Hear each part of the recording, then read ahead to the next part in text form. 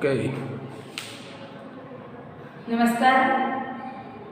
Direct સ્પીચમાં આપણે અગાઉ કાળમાં ફેરફાર કઈ રીતે થાય એના અઢળક વાક્યો શીખ્યા છીએ.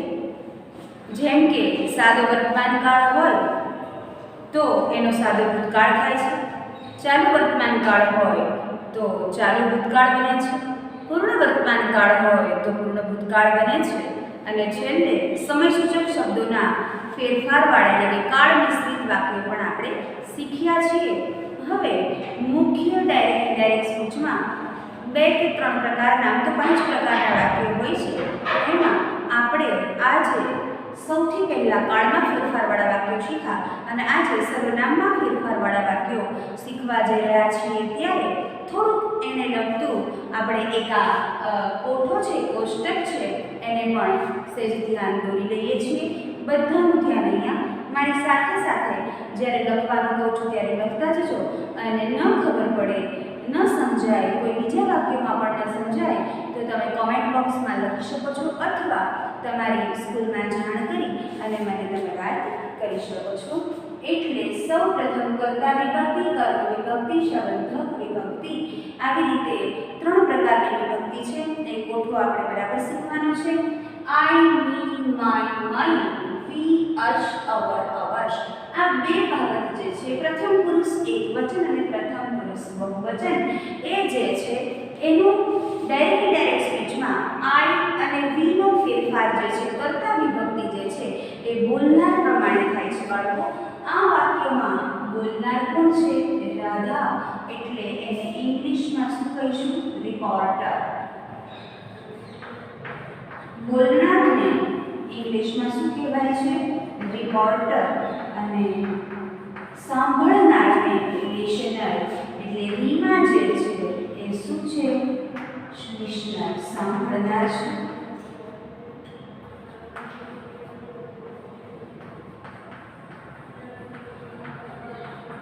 અને આ બંને વચ્ચે જોડતું ક્રિયાપદ જે છે એને શું કહેવાય છે? Reporting verb. એટલે એનું ક્રિયાપદ જે આવે છે એ. ઓકે. હવે બાળકો, સાંભળનાર તરીકે યુ, યોર, યોર્સ, બીજો પુરુષ એકવચન જે છે એ શું આવે છે? સાંભળનાર તરીકે આવે છે. બીજો પુરુષ બહુવચન પણ શું આવે છે? સાંભળનાર સ્વરૂપે આવે છે. કર્તા સ્વરૂપે યુ હોય તો એનો કર્તા વિભક્તિ તરીકે ફેરફાર થાય છે, અને કર્મ સ્વરૂપે હોય તો એનો એવી રીતે ફેરફાર થાય છે. એટલે આપણે આ બરાબર શીખવાનું છે કે આઈ અને વી નો ફેરફાર કોના પ્રમાણે કરવાનો છે? બોલનાર પ્રમાણે. બોલનાર અહીંયા વાક્યમાં કોણ છે? દીકરી છે. તો એનો ફેરફાર અહીંયા કરતી વખતે એનું સર્વનામ શું આવે છે? શી. માની લો કે ત્યાં છોકરો હોય તો શું આવે? હી. માની લો કે ત્યાં નાન્યતર જાતિ કોઈ પણ હોય તો શું આવે? ઈ. અને આ ત્રણેયનું બહુવચન હોય, દાખલા તરીકે અહીંયા ટીચર્સ હોય, રાઈટ, અને અહીંયા ધ્યેય લખ્યું હોય તો શું આવે? ધ્યેય સ્વરૂપે આવે છે. અને આને શું કહેવાય છે? તો રિપોર્ટેડ સ્પીચ.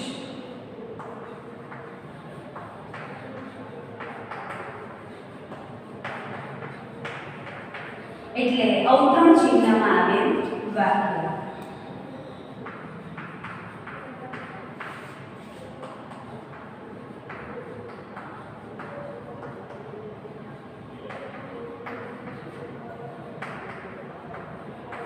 અવતરણ ચિહ્નમાં આવેલું વાક્ય. Okay, fine. એટલે તમને ખબર પડી કે આ વાક્યમાં બોલનાર કોણ છે? રાધા. સાંભળનાર કોણ છે? રીમા. અને રિપોર્ટિંગ સ્પીચ તરીકે આઈ shell bring your book tomorrow. એટલે આપણે કેટલા ફેરફાર શીખવાના છે એની આપણે જરા બરાબર નોંધ કરી લઈએ કે ક્યાં ક્યાં ફેરફાર કરવાના છે. બાળકો, બીજી એક વાત શીખવાની છે કે જ્યારે બંને બોલનાર અને સાંભળનાર વચ્ચે સેડ ટુ ક્રિયાપદ તરીકે હોય ત્યારે એનો ઇનડાયરેક્ટ સ્પીચમાં ફેરફાર કરીએ છીએ. ત્યારે શું આવે છે? સેડ ટુની જગ્યાએ ટોલ્ડ, અને સેજ ટુ આપ્યું હોય તો શું મૂકવાનું છે? ટેલ્સ, અને સેડ ટુ આપ્યું હોય તો શું મૂકવાનું છે? ટેલ. Okay, fine. બરાબર યાદ રાખવાનું. સાદા વાક્યોમાં સેડ ટુની જગ્યાએ શું આવે છે? ટોલ્ડ. સેજ ટુની જગ્યાએ શું આવે છે? ટેલ્સ, અને સેડ ટુની જગ્યાએ શું આવે છે? ટેલ. ઓકે, અને સંયોજક સ્વરૂપે શું મૂકીએ છીએ? ધેટ. એટલે બધી જ જગ્યાએ આપણે કેટલા ફેરફાર કરવાના છે એને આપણે ચોરસ બોક્સમાં લખી દઈએ કે આટલા ફેરફાર વાક્ય દરમિયાન કરવાના થશે. ઇનડાયરેક્ટ સ્પીચમાં જેટલા ફેરફાર કરવાના છે એના બધા જ શું કરું છું? ચોરસ રાઉન્ડ કરું છું. હવે આપણે જોડે જોડે જવાબ લખતા જઈએ છીએ. રાધા જેમ તેમ સેડ ટુની જગ્યાએ શું મૂકીશું આપણે? ટોલ્ડ. એટલે પ્રથમ ફેરફાર અહીંયા શું થયો આપણો? પૂરું. સાંભળનાર કોણ છે? બેનરીમાં. સંયોજક સ્વરૂપે શું મૂકવાનું છે? ધેટ. એટલે ફેરફાર નંબર 2 ક્લિયર. સાદા વાક્યોમાં બધી જ જગ્યાએ સંયોજક સ્વરૂપે શું મૂકવાનું આવશે? ધેટ. પ્રશ્નાર્થ વાક્ય હોય તો શું આવે? ઇફ કે બેટર. એવી રીતે જુદું જુદું પ્રકારનું આવશે. હવે આઈ જે છે એનો ફેરફાર કોના પ્રમાણે કરવાનો છે? આપણે વાત કરી હતી બોલનાર પ્રમાણે. આઈ અને વી નો ફેરફાર અહીંયા પણ મેં લખ્યું છે કે આ બંનેનો ફેરફાર કોના પ્રમાણે થશે? બોલનાર પ્રમાણે. તો બોલનાર બાળકો કોણ છે? રાધા. રાધા એટલે શું કહેવાય? છોકરી. તો છોકરીનું સર્વનામ શું થાય છે? શી. એટલે અહીંયા આપણે શું લખીશું? આપણે શી. એટલે ફેરફાર નંબર 3 પણ આપણે પૂરો કર્યો છે.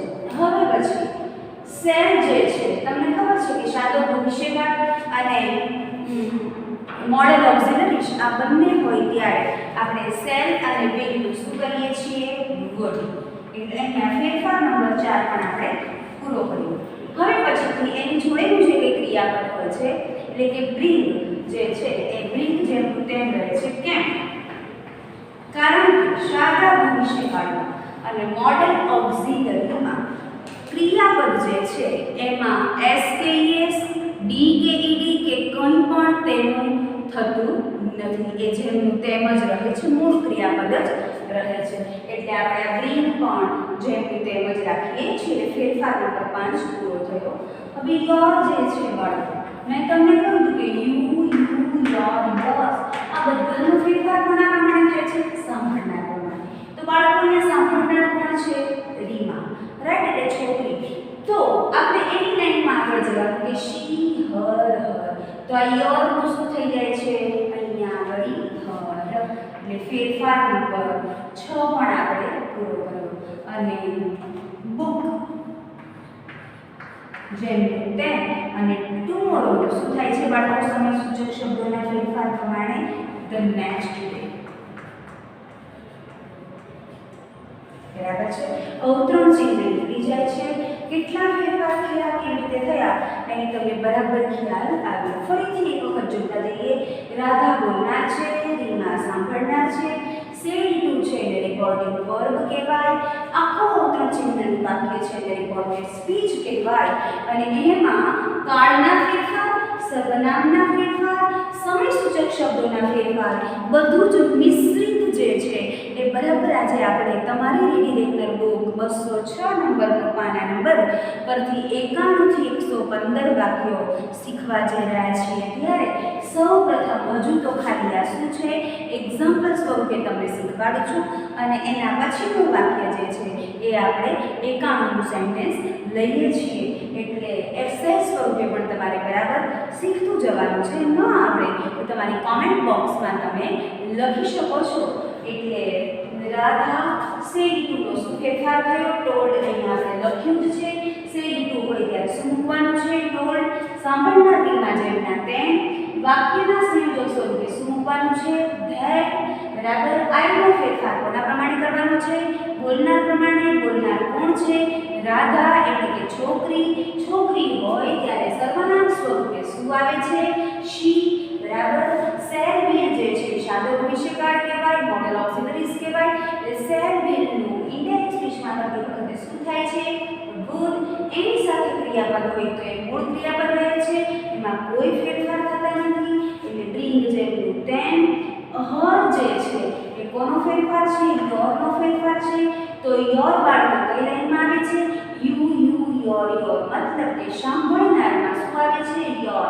એટલે સાંભળનાર સ્વરૂપે યોર હોય તેનું સંબંધક શું થાય છે?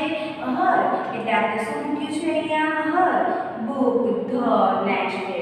ધ નેક્સ્ટ ડે કયો સમય સૂચક શબ્દનો ફેરફાર છે? ટુમોરો. રાઈટ? ઓકે, તમને ન ખબર પડી હોય તો તમે ફરી પાછા તમારી કોમેન્ટ બોક્સમાં લખી શકો છો. હવે આપણે બરાબર સેન્ટેન્સ તરફ જઈએ છીએ. મારી સાથે સાથે જ તમે લોકો લખતા જાઓ છો. ના ખબર પડે ત્યાં પૂછતા જાઓ છો. મતલબ તમારા બોક્સમાં લખતા જશો.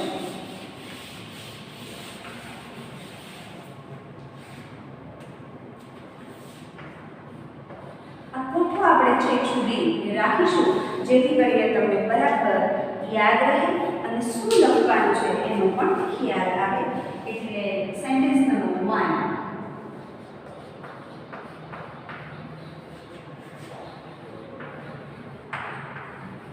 Gopal said to Girish,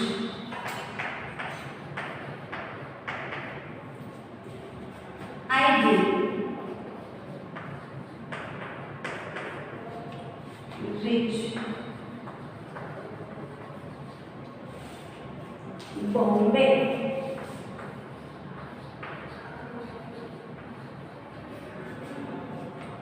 tomorrow.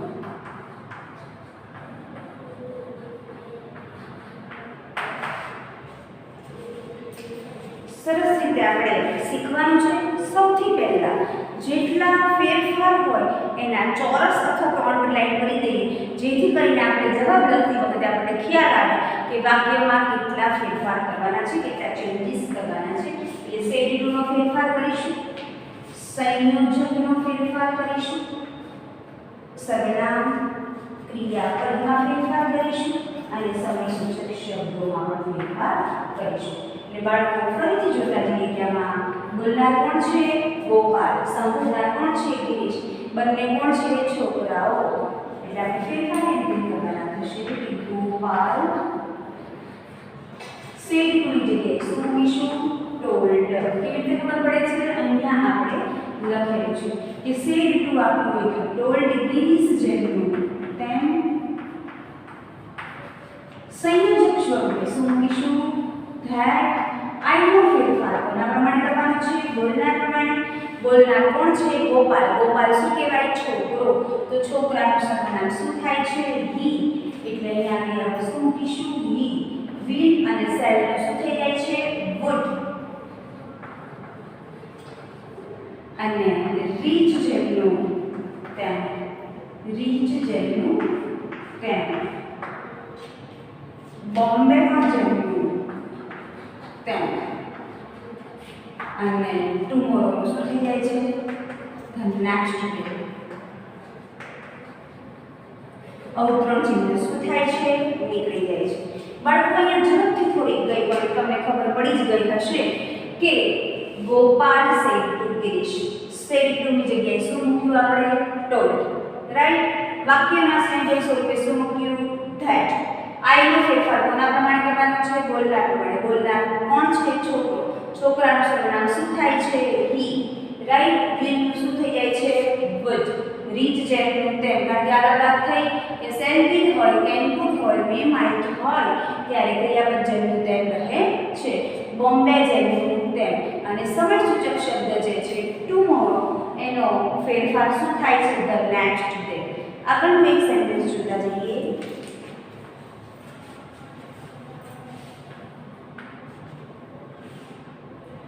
She said,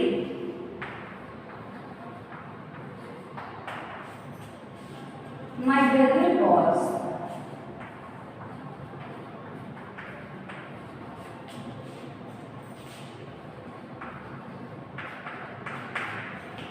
ill yesterday.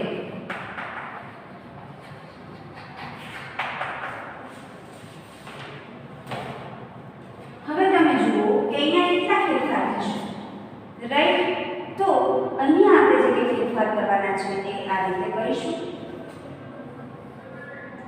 અહીંયા સેડ ટુ આપ્યું હોય તો જ તમે ટોલ્ડ અથવા તો ટેલ્સ અથવા તો ટેલ મૂકી શકો ને તો સેડ ધેટ કરીને વાક્ય જોડવું પડે છે. પછી શું ફેરફાર આવશે? માયનો ફેરફાર આવશે, પછી વોઝનો ફેરફાર આવશે અને યસ્ટરડેનો ફેરફાર આવશે. બાળકો ખબર પડી જાય તરત કે વોઝ કયો કાળ છે, સાદો ભૂતકાળ. રાઈટ. તો સાદા ભૂતકાળનું શું બને છે? પૂર્ણ ભૂતકાળ. ફાઇન. પણ અહીંયા આગળ આપણને વોઝ આપ્યું છે એ કયા સંદર્ભે આપ્યું છે? ચાલુ ભૂતકાળ. તો ચાલુ ભૂતકાળનું શું બને છે? ચાલુ પૂર્ણ ભૂતકાળ. તો આ બરાબર આપણે યાદ રાખવાનું છે કે આપણે ભૂત ખાઈએ નહીં. C said that. સીધું વાક્યને શું કરવાનું છે? જોડવાનું છે. માયનો ફેરફાર કોના પ્રમાણે કરવાનો છે? મેં તમને અગાઉ પણ કહ્યું હતું કે માયનો ફેરફાર હોય કે વી અસ અવરનો ફેરફાર હોય કોના પ્રમાણે કરવાનો છે? બોલનાર પ્રમાણે. તો બોલનાર કોણ છે? છોકરી. બરાબર. તો છોકરી જે છે એમાં માય એટલે શું આવે? ઘર. એટલે અહીંયા માયની જગ્યાએ શું મૂકીશું? ઘર બ્રધર. બરાબર. વોઝ જે છે એનું શું થઈ જાય છે? હેડ બીન. આપણે આગળના પાઠમાં શીખી ગયા છીએ કે વોઝ વેર હોય તો ત્યારે શું મૂકવાનું છે? આપણે હેડ બીન મૂકવાનું છે. ફાઇન. અને ઇન જે છે એ જેમનું તેમ રાખવાનું છે.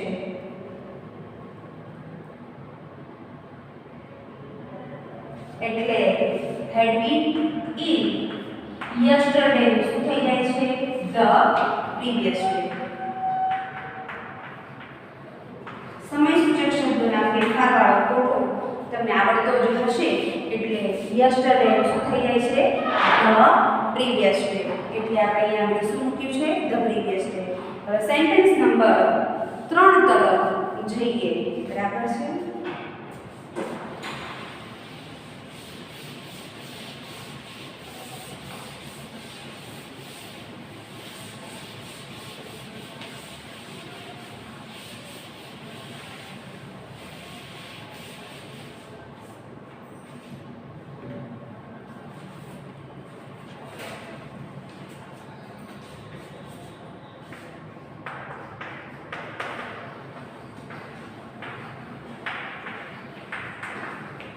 Tina said to Meena,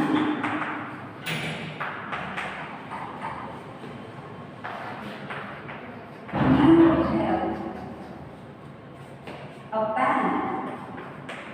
You have a pen. And I will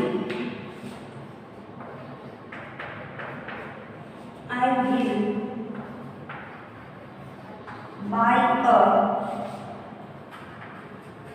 new one tomorrow.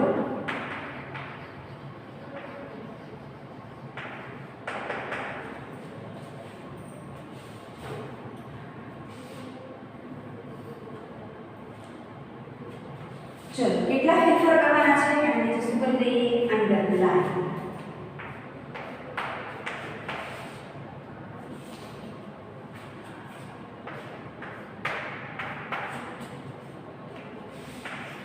આટલા ફેરફાર આપણે કરવાના છે.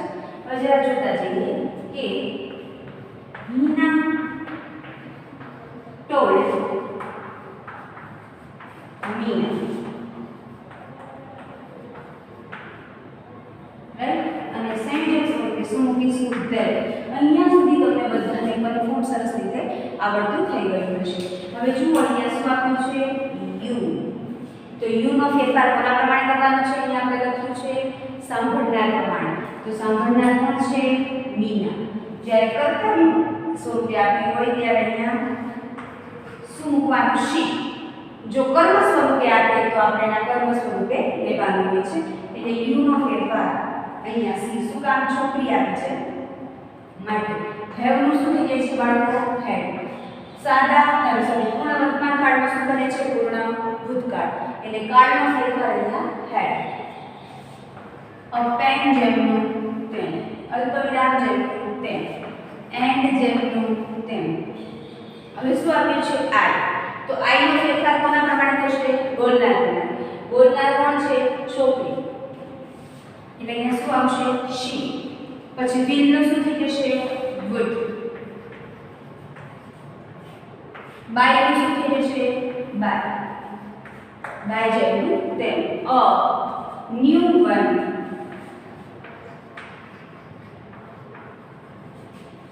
The next day.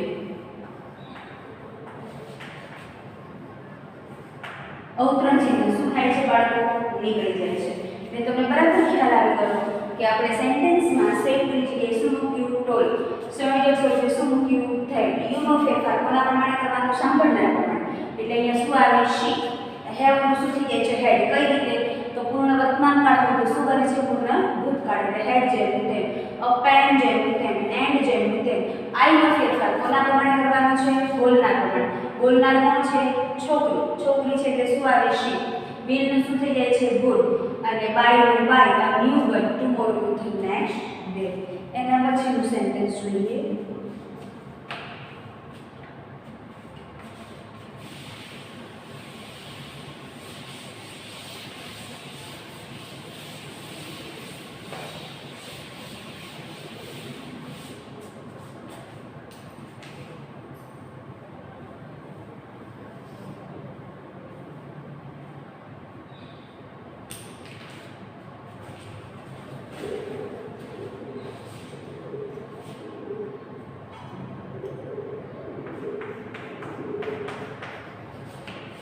The English teacher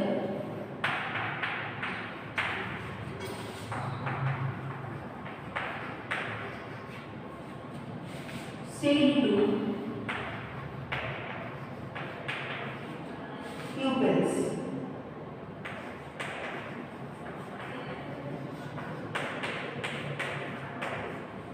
Alfred, inverted comma, I said,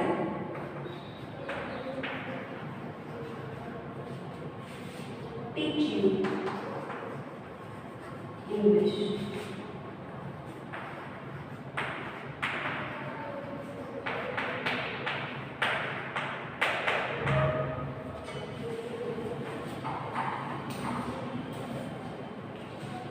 કેટલા ફેરફાર કરવાના છે એની આપણે થોડી નજર કરી લઈએ.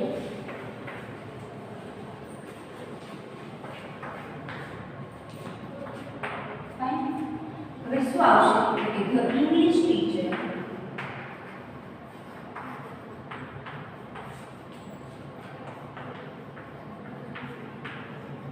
said to ની જગ્યાએ આપણે શું મૂકીએ છીએ? told. The pupils જેવું તેમ. વાક્યને જોડવા માટે કયું સંયોજક આવશે? ધેન. એટલે ફેરફાર નંબર શું થયો? 2. ઓકે. આઈ નો ફેરફાર કોના પ્રમાણે કરવાનો છે? બોલનાર પ્રમાણે. બોલનાર કોણ છે? The English teacher. English teacher he પણ હોઈ શકે ને શી પણ હોઈ શકે. એટલે પુરુષ પણ હોઈ શકે ને સ્ત્રી પણ હોઈ શકે. એટલે અહીંયા આપણે સી લઈએ છીએ કારણ કે હું જોઈએ શી સેલ નું શું કરીએ છીએ? વોચ. ટીચ નું શું થાય છે? જેમનું તેમ. મેં તમને કહ્યું એમ સેલ બી ગુડ હોય ત્યારે જોડે ક્રિયાપદ હોય તો એનો કોઈ ફેરફાર થતો નથી. ફરી પાછું યુ હોય ફાઈન. તો યુ નો ફેરફાર કોના પ્રમાણે થશે? સાંભળનાર પ્રમાણે. સાંભળનાર કોણ છે બાળકો? વિદ્યાર્થીઓ, પ્યુપિલ્સ. બરાબર છે. એટલે બહુવચન છે. સાંભળનારમાં શું છે? વિદ્યાર્થીઓ. એટલે બહુવચન છે. એટલે અહીંયા શું આવે? એનું નિયમ પ્રમાણે ધે. રાઈટ. તો એનું કર્મ સ્વરૂપે આ યુ અહીંયા આપણે કયા સ્વરૂપે લેવાનું છે? કર્મ સ્વરૂપે. આ કર્તા સ્વરૂપે લેતા નથી. કર્તા સ્વરૂપે ક્યારે લેવાનું હોય? અહીંયા સાંભળનાર શરૂઆતમાં અહીંયા યુ આપ્યું હોય ત્યારે આપણે કયા સ્વરૂપે લેવાનું હોય? કર્તા સ્વરૂપે. પણ આપણને ક્યાં આપ્યું છે? ક્રિયાપદ પછી. ક્રિયાપદ પછી જ્યારે યુ આવે ત્યારે એને કયા સ્વરૂપે લેવાનું છે? કર્મ સ્વરૂપે. રાઈટ. જો કર્તામાં પણ યુ છે અને કર્મમાં પણ યુ છે. એટલે અહીંયા ક્રિયાપદ પછી છે. ટીચ શું છે બાળકો? ક્રિયાપદ. ક્રિયાપદ પછી જ્યારે યુ આવે છે ત્યારે કર્મ સ્વરૂપે આવે છે. એટલે કર્મ સ્વરૂપે એનો ફેરફાર શું થાય છે? ધેન. એટલે અહીંયા આપણે શું લખીશું? ટીચ ધેમ ઇંગ્લિશ.